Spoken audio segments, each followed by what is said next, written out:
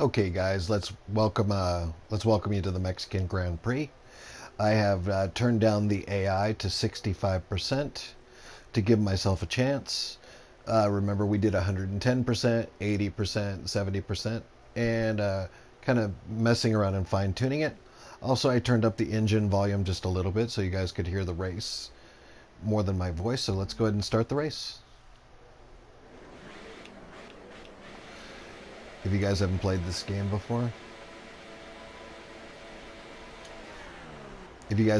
this game before, you do hold down the clutch and then let off the clutch at the start. The beginning of this race always starts out very aggressive. I've never gotten. Uh, Hopefully, I don't get penalized for that turn. Well, you can see turning it down to 65% at least gives me a chance.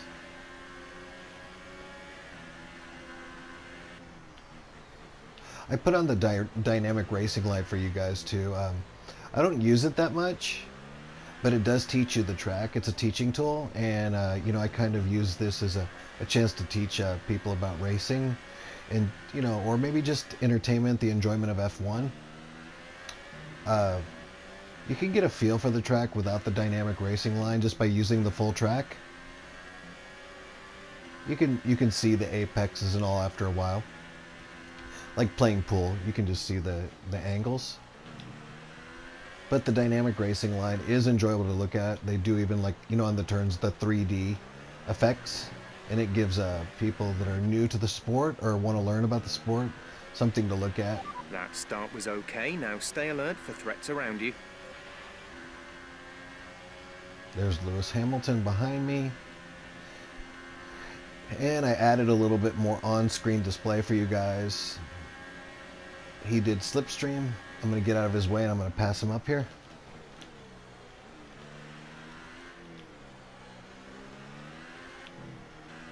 That first turn was a good example of me having to outbrake him and go deep into the turn. When you go deep into the turn, on certain curves, like certain chicanes, you can be crisscrossed and beaten. But if you go too deep into the turn, you sacrifice the acceleration zone of the turn, and you will get passed up again. So anyway, the point is you can only go so deep into a turn before it doesn't do anything.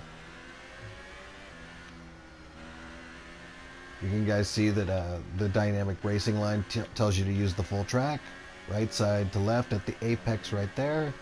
Long apex, that's why it looks a little bit different.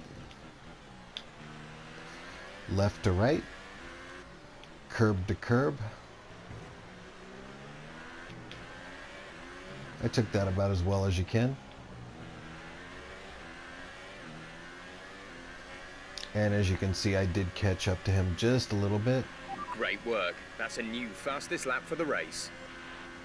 There you go. I had the fastest lap, and you could just tell because I caught up to him a little bit. Unfortunately, my first lap wasn't as good. Let's get to the right, pass him up, hit the brakes. Okay, that's how you do it.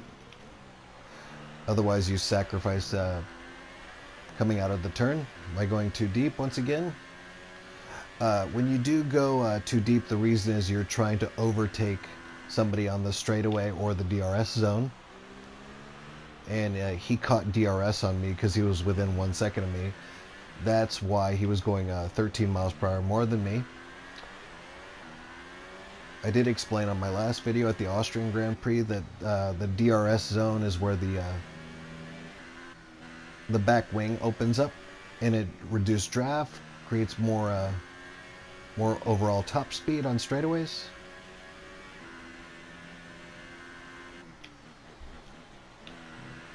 Okay, we're going into the last three or four turns here. 1, 2, 3 right there, and then 4. Last is a curve. Last curve of the race. Thank you guys. Thank you for watching. Okay, pick up rubber and bring it home. All right, Daniel Ricciardo, one of my favorite drivers, Australian driver. Brilliant stuff from Mercedes today. That's another historic win. So, Ant, how exactly did they set set themselves apart from the pack today. Well, I think the track conditions just really suited their car today. And there's our As I winner, say that, Valtteri we can see Bottas. the drivers coming out now to collect their trophies. It's yet more silverware to take back to their base in Brackley after another excellent Grand Prix.